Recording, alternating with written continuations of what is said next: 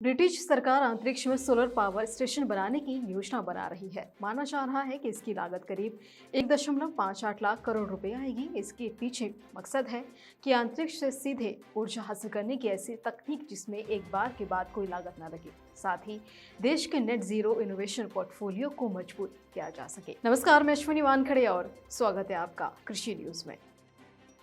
Fresh tomato day के अवसर पर कृषि जागरण सोमानी सीड्स के साथ मिलकर 6 अप्रैल को शाम 5 बजे वर्चुअल सेलिब्रेशन कर रहा है, जहां सोमानी सीड्स के chairman and managing director mister KV Somani tomato से जुड़ी अहम जानकारियां साझा करेंगे। और इतना ही नहीं, टोमेटो फार्मिंग में जिन्होंने अपना अहम योगदान दिया है, देश के ऐसे फार्मर्स और वैज्ञानिक भी इस वर्चुअल सेलिब्रेशन में मौजूद रहेंगे। तापमान बढ़ने की वजह से गेहूं और सरसों की फसल समय से पहले ही पक गई है। अब भीषण गर्मी की वजह से गेहूं का दाना सिकुड़ने और उत्पादन गिरने का डर किसानों को सता रहा है।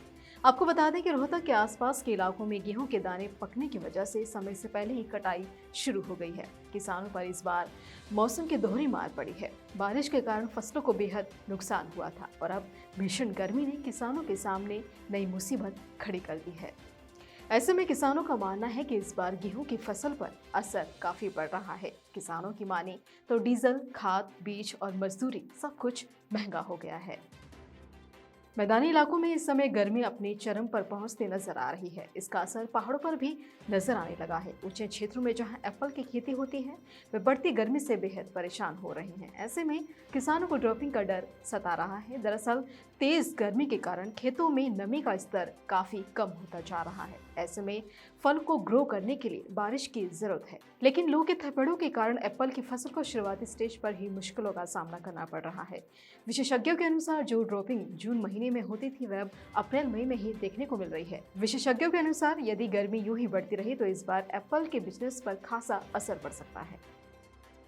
गर्मी बढ़ने के साथ ही पहाड़ों पर पानी का संकट गहराने लगा है। वहीं तराई में पानी की उपलब्धता का फायदा बेमौसमी धान की खेती कर उठाया जा रहा है। इस खेती से भले ही किसानों को मुनाफा हो रहा है, लेकिन इससे भूजल का स्तर गिरता जा रहा है। हैरानी की बात तो यह है कि किसानों को बेमौसम धान की खेती नहीं करने की सलाह देने वाले पंतनगर यूनिवर्सिटी के अलावा सरकारी विभागों की जमीनों पर बेमौसमी धान लहलहा रही है। आपको बता दें कि बिहार और पश्चिम बंगाल सहित अन्य पूर्वी राज्यों की तर्ज पर तराई में बड़े पैमाने पर बेमौसमी धान की खेती की जा रही है। इस खेती में करीब 1.5 से 2 गुना उत्पादन होता है, लेकिन मुनाफे का सौदा बनी बेमौसमी धान की खेती से भूजल का बड़े पैमाने पर दोहन किया जा रहा है। देश के तेल तिलहन बाजारों में लगभग सभी तेल तिलहनों के भाव हानि के साथ बंद हुए हैं।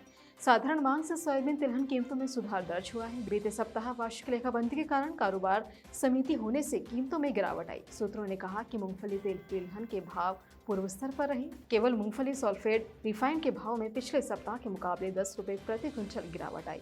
इसके अलावा नवरात्र की शुरुआत के मद्देनजर भी घरेलू के साथ साथ कारोबारी मांग घटने से भी गिरावट और बढ़ गई है। मामूली मांग होने की वजह से बीते सप्ताह विदेशों में मंदी के बावजूद सोयाबीन दाने और सोयाबीन लूज के भाव क्रमश 75 रुपए के लाभ के साथ क्रमश 7,625 रुपए और 7,325 रुपए प्रति क्विंटल पर बंद हुए हैं। भारतीय कृषि अनुसंधान संस्थान के अंतर्गत आने वाले एग्रीकल्चर यूनिवर्सिटी इंस्टीट्यूट के जेनेटिक्स डिवीजन में कई पदों पर भर्ती निकली है। इस भर्ती के पदों पर योग्य अभ्यर्थियों का चयन वॉक इन इंटरव्यू के माध्यम से होगा।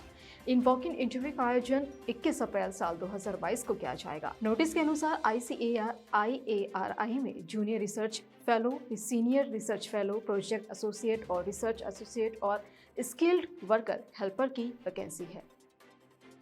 भारतीय मौसम विभाग ने अप्रैल के शुरुआती सप्ताह के लिए पूर्वानुमान जारी किया है। मौसम विभाग ने बताया कि भारत के उत्तरी पूर्वी राज्यों अरुणाचल प्रदेश और असम मेघालय क्षेत्र में अगले 2 दिनों तक भारी बारिश होने की संभावना है और इस दौरान तेज हवाएं भी चल सकती हैं और बिजली गिरने की भी संभावना है। वहीं राष्ट्रीय राजधानी दिल्ली में भी लू चलने की संभावनाएं जताई जा रही हैं। इसी तरह की अन्य खबरों के लिए जुड़े रहिए कृषि जागरण के साथ। धन्यवाद।